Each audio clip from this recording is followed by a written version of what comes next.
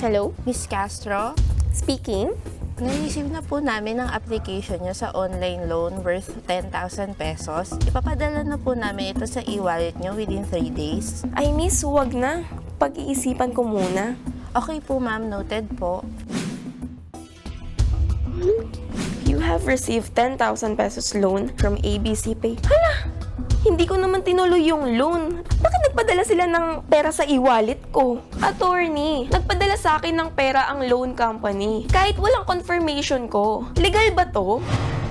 Hindi po yan legal. Sa ilalim ng Bangko Sentral ng Pilipinas, Circular 454, ang mga bangko, credit card companies, collection agencies, online lending applications, at iba pang mga nagpapautang ay hindi maaaring gumawa ng credit o pautang nang walang consent ng borrower.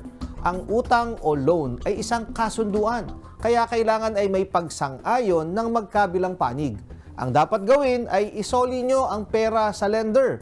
Ngayon, kung sakaling hindi pa rin tanggapin, ay may tinatawag na tender at consignation.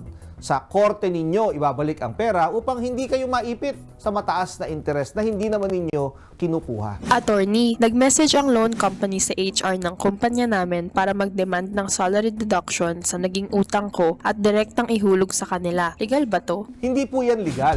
Ayon sa Article 116 ng Labor Code, hindi maaaring mag-deduct ang employer sa sweldo ng empleyado nang walang written consent ng employee.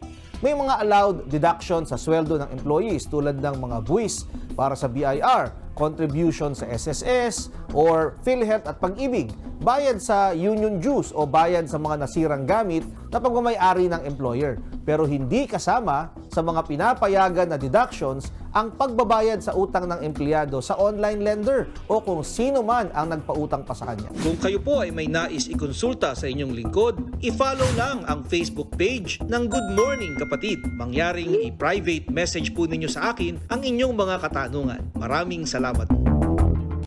Mga kapatid, Chiki Roa Puno po. Simulan ang inyong araw na puno ng impormasyong kapaki-pakinabang. Sama na sa isang makabuluhang umaga. Tumutok at mag-subscribe sa social media pages ng News 5.